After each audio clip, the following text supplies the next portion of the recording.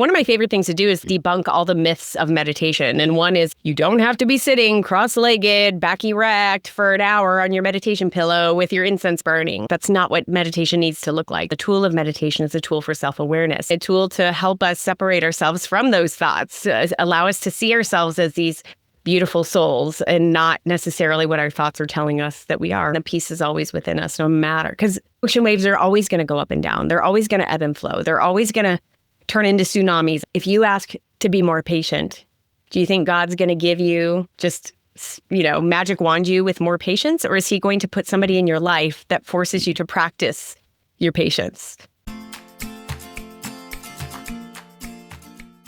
Hey, everybody. Thanks for tuning in to the Vibrant Soul Society, The Conversations.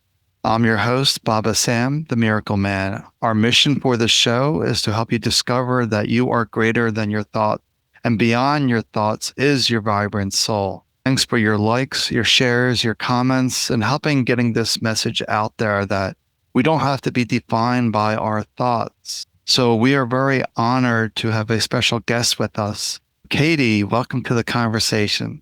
Thank you so much for having me. I'm really looking forward to diving into this conversation today. So people that are unfamiliar with you, how would you describe yourself? Oh, I think in line with this kind of conversation, I would describe myself as just a very bright, pure soul who happens to be a mom in this world, who happens to be a wife, happens to be a writer, somebody who really loves the written word and communicating and telling stories. And I really love having a purpose here, like feeling really driven to bring some of the light that I have to the world.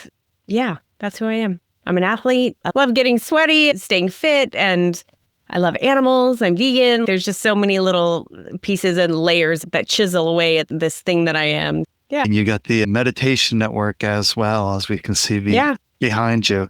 So that's really curious. How did you discover that you were this bright soul? I think we know, right? Growing up, I think we lose it as we come into more adulthood. But I think that my dive into entrepreneurship was the first time that I realized that I could do something with the desires that I had. And in the world of entrepreneurship, that meant if I could package the gifts that I had in a way that people wanted them and they made a difference for people, then that could be prosperous and everyone could win, right? So that I dove into entrepreneurship. I quit corporate America, oh my goodness, 16 years ago. And it never is, but it has been a meandering journey of trying all of the things. In 2014, I started a podcast for the first time because back then I was really passionate about women and entrepreneurs. I've always been somehow have always known I really want to do work with women, for women, on behalf of women, as a woman.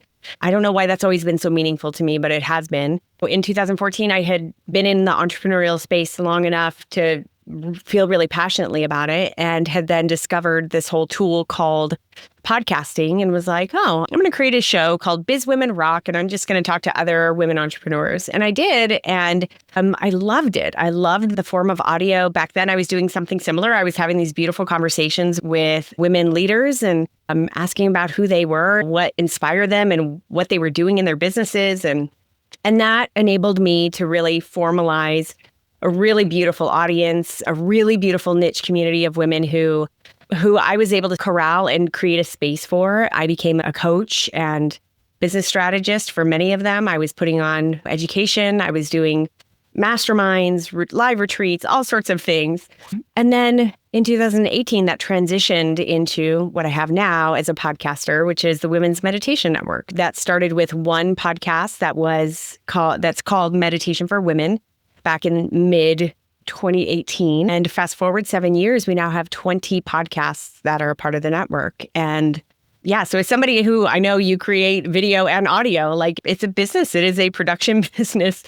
And we really, from the get-go, I love writing. And from the get-go, I didn't really approach it as someone who meditated or is a meditation expert.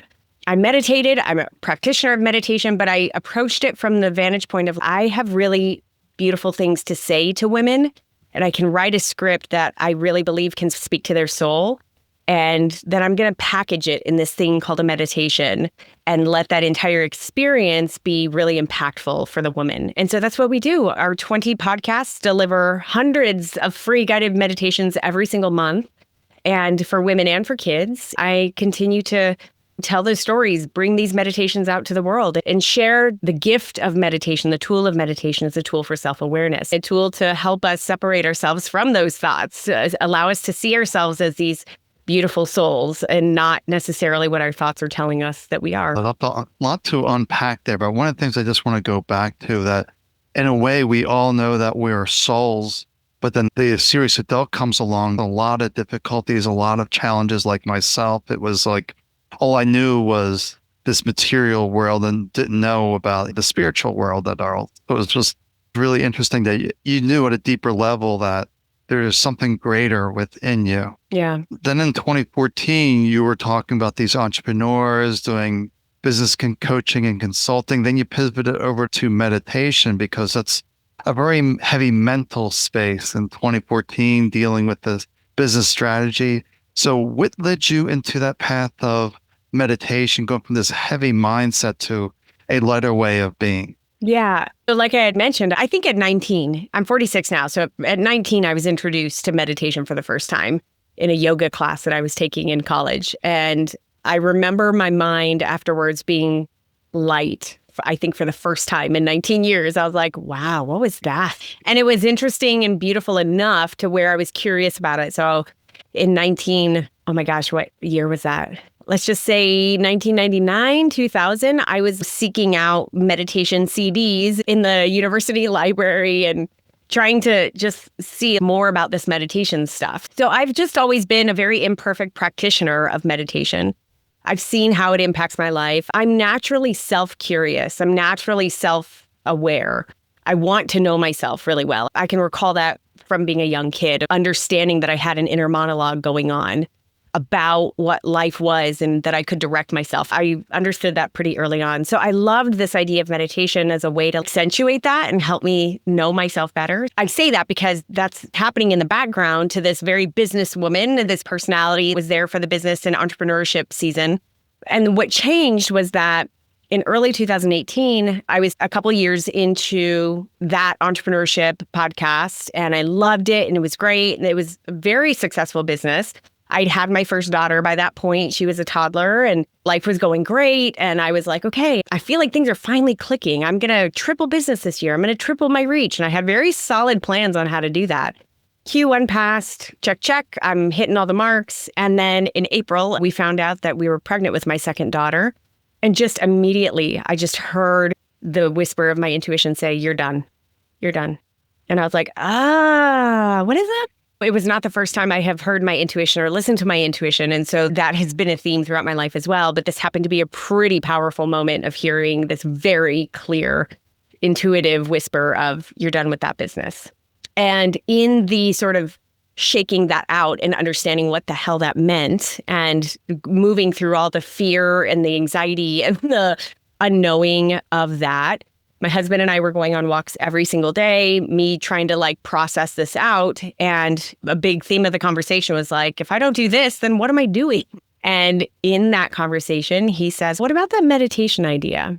And what he was referring to was earlier in the year, I was creating the annual plan. And part of the way that I was going to triple my business, I was like, I had this idea for a meditation podcast for women, right? And I just back pocketed it because it didn't really fit in line with anything else I was doing. He's very wise in podcast and marketing. And so here he was bringing it up again, going, what about that idea? And I was like, what about it? And he's, what about it?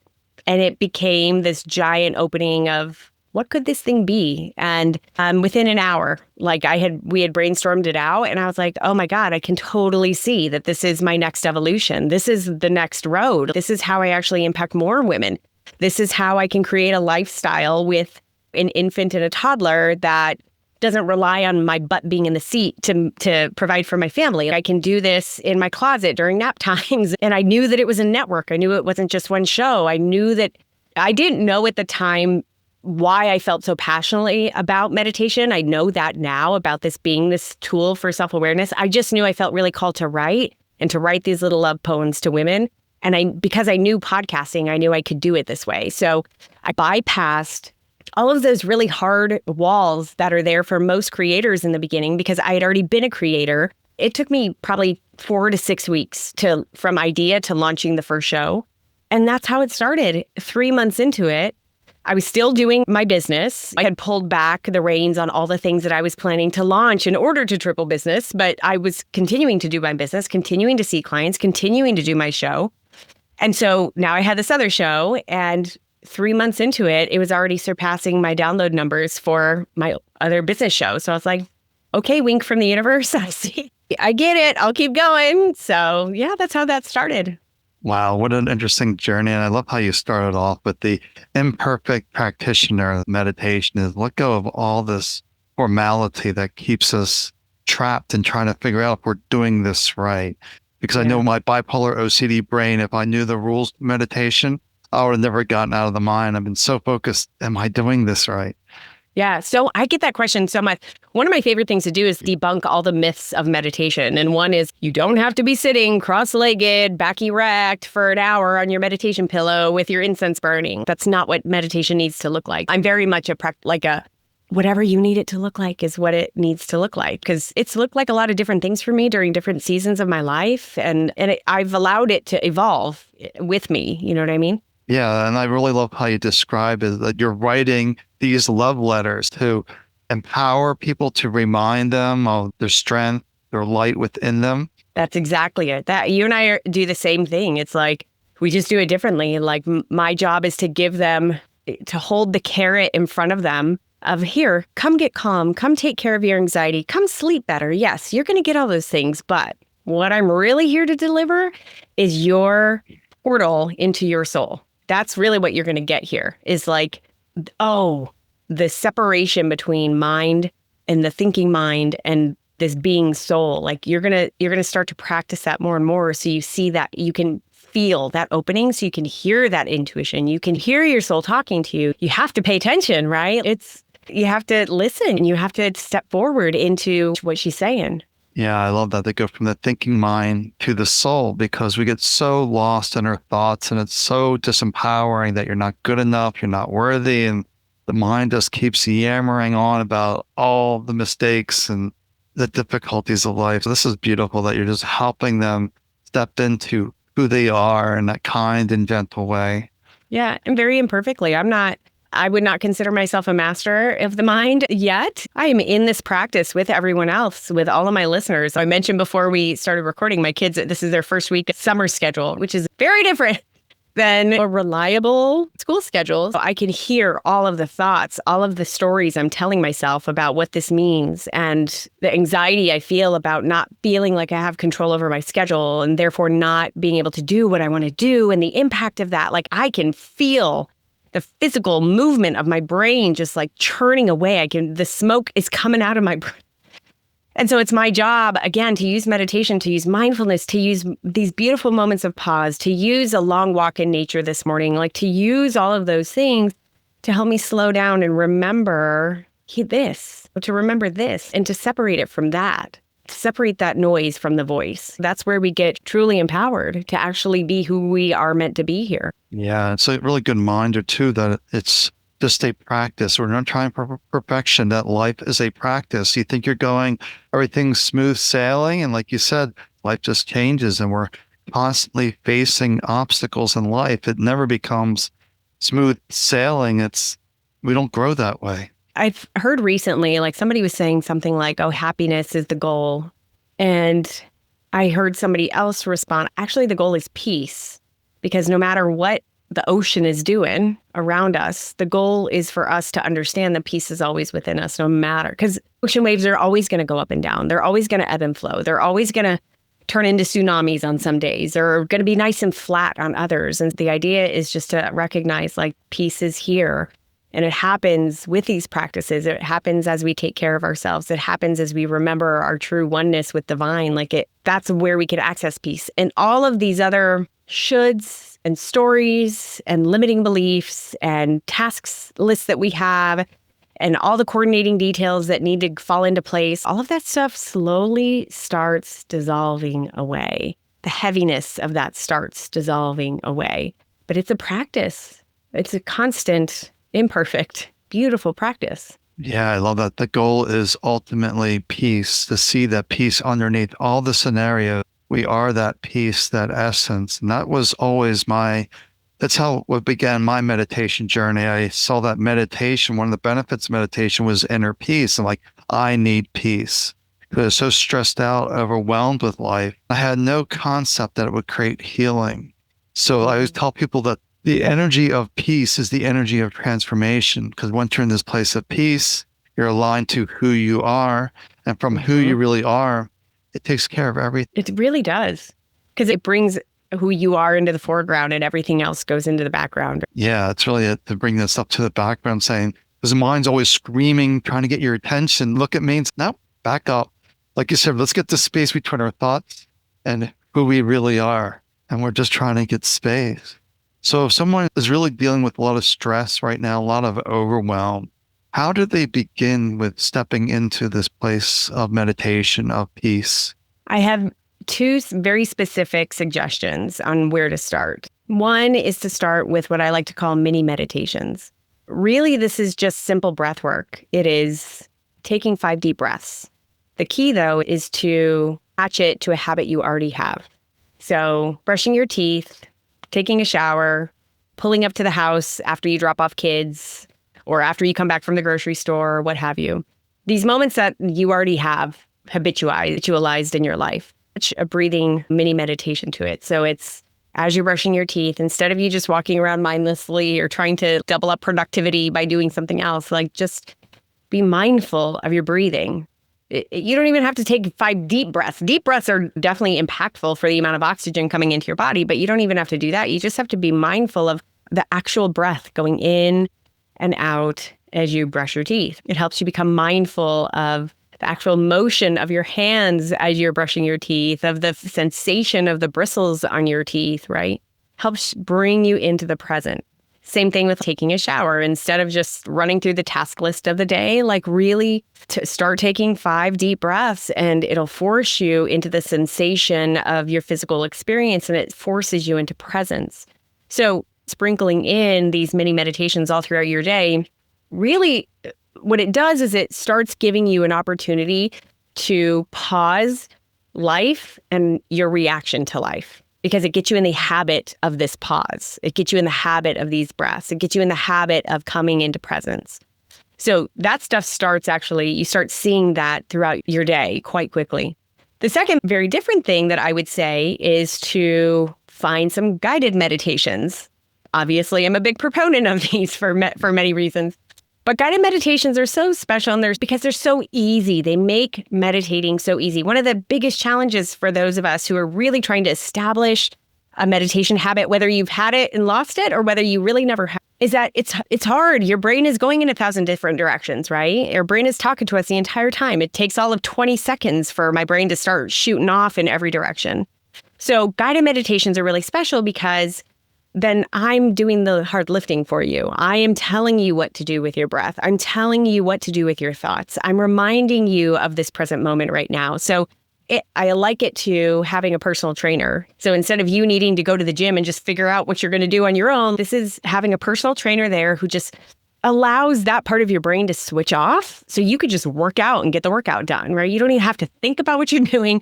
The same thing is true for guided meditations, is you automatically have me as your guide walking you through the experience. And so you're going to get the benefits without really having to feel as much frustration as you might were you just sitting there by yourself. So those are 2 really practical things that you could do right now, completely for free, in order to really either kickstart or just jumpstart your meditation practice.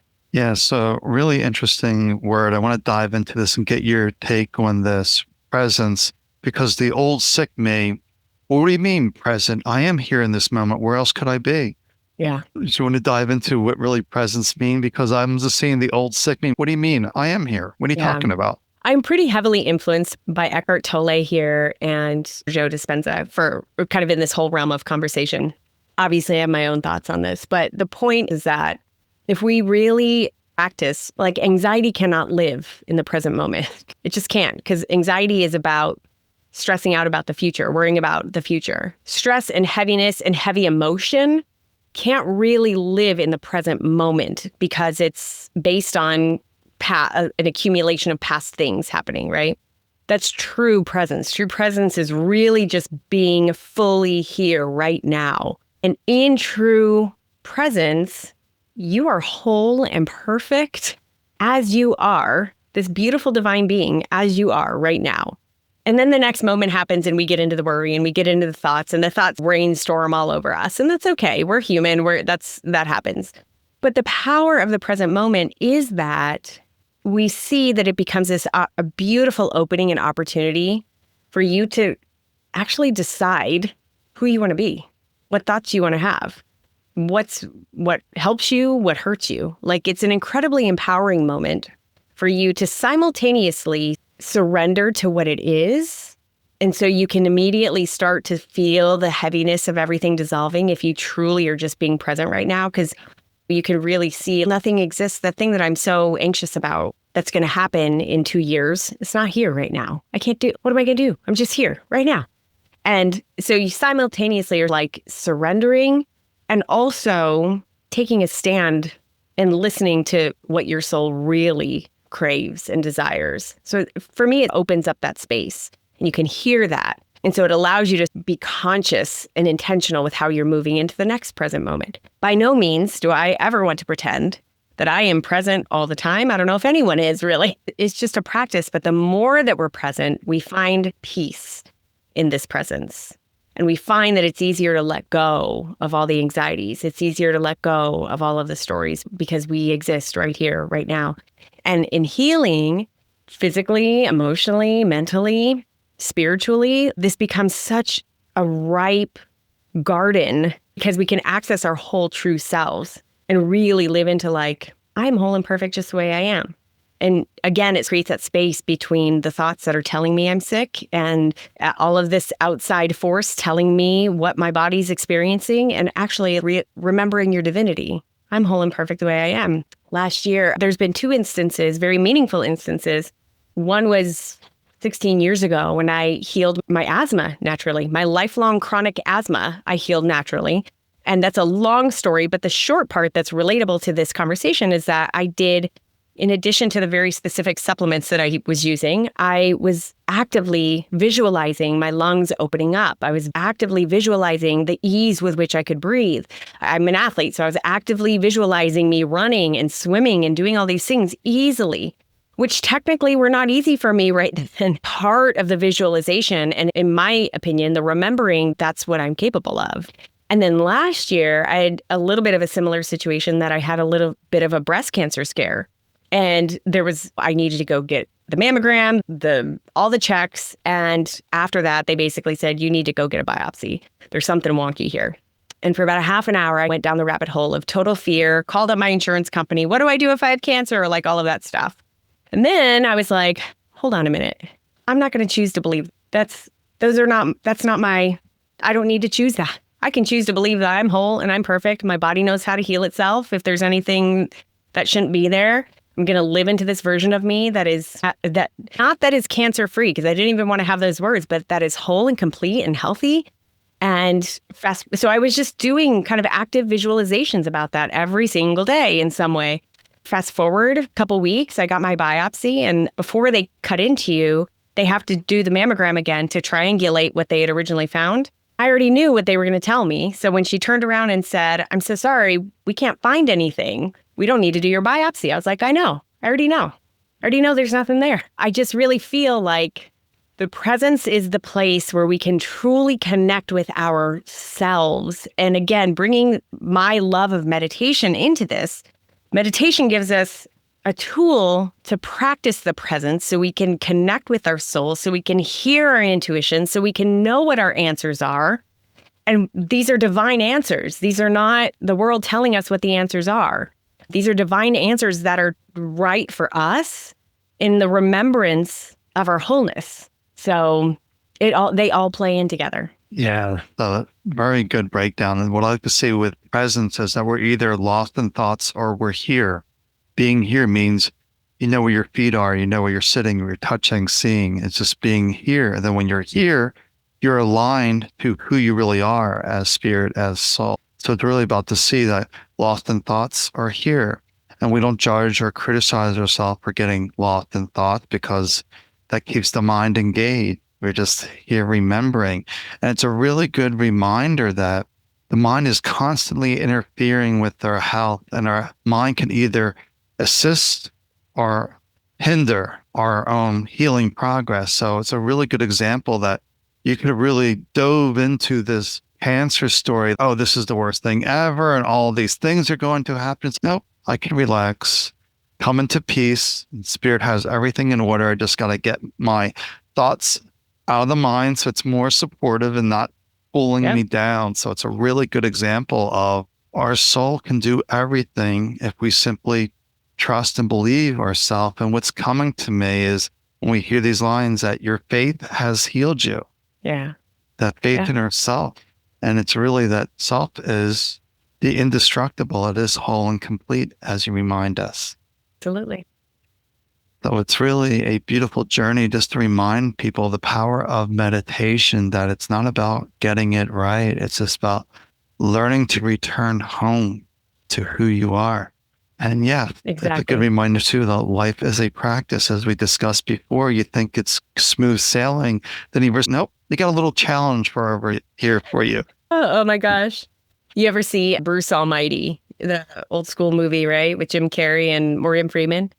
And there's this one scene, I'm not getting it right, but it's this one scene of, hey, if you ask to be more patient, do you think God's going to give you just, magic wand you with more patience? Or is he going to put somebody in your life that forces you to practice your patience? If you ask for freedom, do you think he's just going to give you freedom? Or is he going to give you opportunities to create freedom so you can feel and really know what that freedom is? That's how I see all of the challenges. This is such a cheesy phrase in the mindfulness arena, but like things are happening for me, not to me, right? But there's so much beautiful truth in that. I really see these big challenges that we have, these things that we perceive as big, giant boulders in the way of our journeys. They're there because who we need to become has to have that boulder in our way in order for us to learn what we need to learn in the scaling of that, in the moving that aside, and whatever it is that we end up doing to bypass it and move forward with our journeys. Like, we have to become that person. So that's what all of these things are here for. So it's all about our spiritual growth and evolution. We're not going to grow and evolve and everything is smooth sailing. It doesn't work this way. And ultimately, we have to see that everything is happening for a reason, for our benefit. And the mind may have absolutely no clue what that is. Because we could really hard, difficult, challenging experience, but it's hard to see at time, but there's no mistakes that this is to help you in some way, or your friends and family in some way. Yeah, exactly. Yeah. So Katie, I really enjoyed this conversation. So if people have questions, how could they reach out to you? Yeah, the best and fastest way is either on Instagram or Facebook, Women's Meditation Network. You can always DM us there, or our website, womensmeditationnetwork.com. Or if you just want to listen to some free guided meditations, you can always go to the website or listen on your favorite podcast player, Women's Meditation Network. Okay, that's great. That's beautiful. So thank you again for joining us in the conversation. I really enjoyed it. Thank you. Me too.